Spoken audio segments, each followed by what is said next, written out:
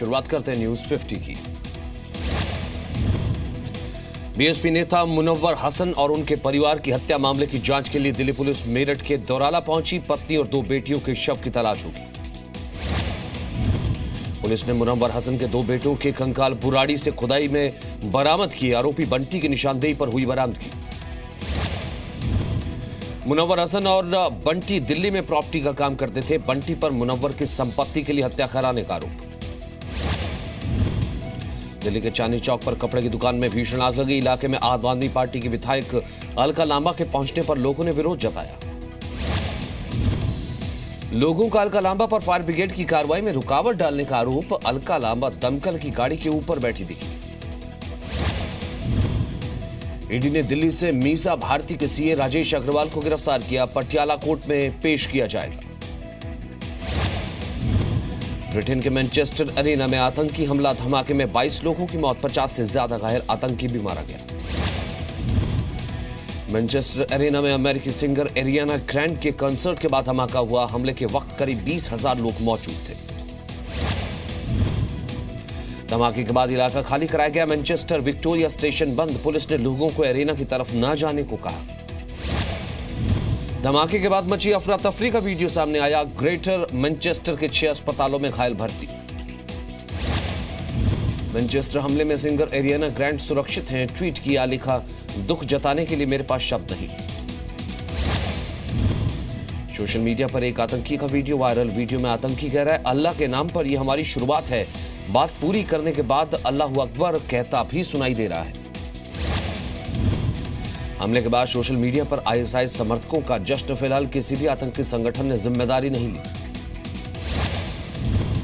British PM Theresa May ने आतंकी हमले को डरावना बताया। आगे की प्लानिंग के लिए हाई लेवल मीटिंग बुलाई।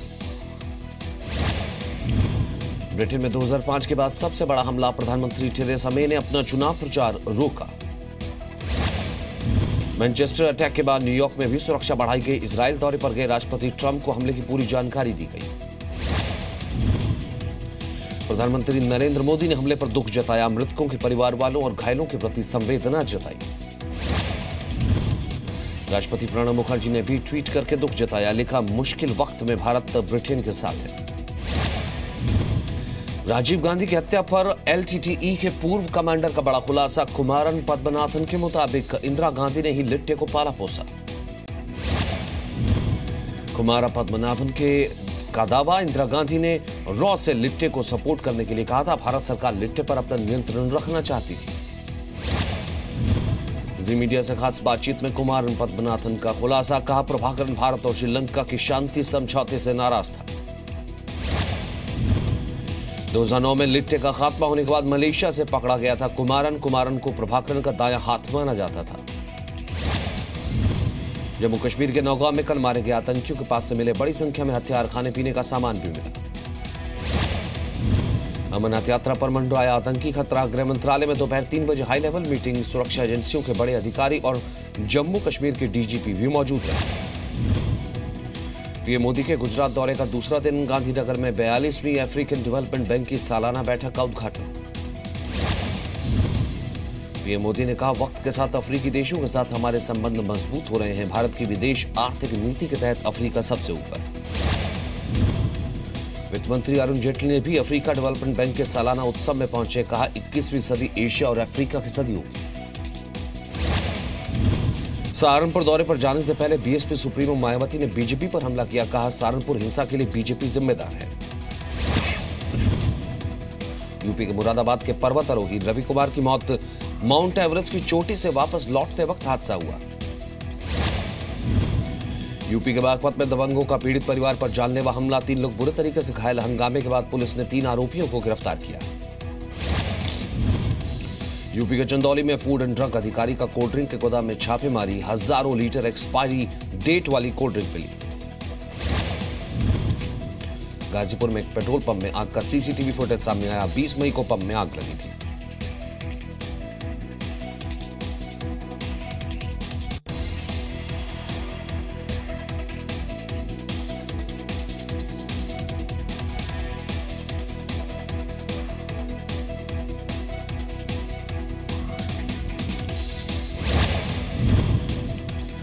चेन्नई में एक्टर रजनीकांत के समर्थकों का मार्च। कल कुछ लोगों में रजनीकांत की राजनीति मानी के खिलाफ प्रदर्शन किया था। इसके जवाब में मार्च निकाला गया था। एमपी के सतना में 2 बच्चे रहस्यमय तरीके से गायब हुए। घर के बाहर खेलने गए थे दोनों। परिवार वालों को किसी बड़ी अनहोनी की आशंका। बिहार के नालंदा में बदमाशों ने युवक को गोली मारी। भाग रहे एक शूटर को पुलिस ने पकड़ लिया। बिहार के मुजफ्फरपुर में कपड़ा कारोबारी पर बदमाशों का हमला। कारोबारी की हिम्मत के आगे पस्त हुए बदमाश। पटना में लाठीचार्ज के विरोध में आज से मेडिकल छात्रों का आंदोलन। फिर से काउंसलिंग और आरक्षण नियम लागू करने की मांग।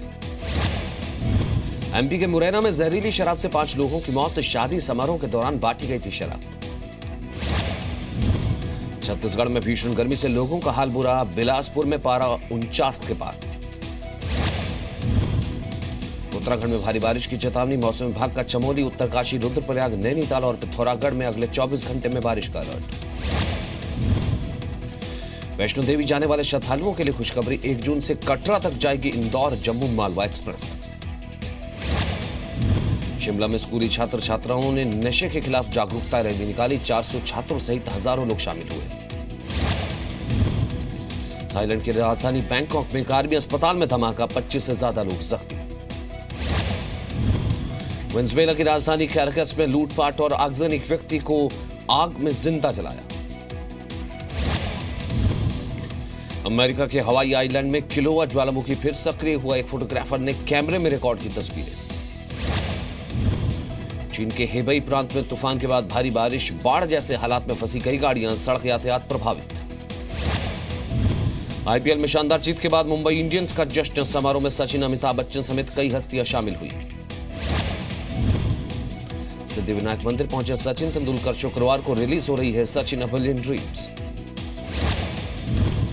कांस फेस्टिवल में एक्ट्रेस ऐश्वर्या राय बच्चन और उनकी बेटी आराध्या का जलवा। मां और बेटी की खूबसूरत वीडियो रिकॉर्ड। फिल्म राब्ता के प्रमोशन में जुटे सुशांत सिंह राजपूत और कृति सेनन। 9 जून को फिल्म आएगी।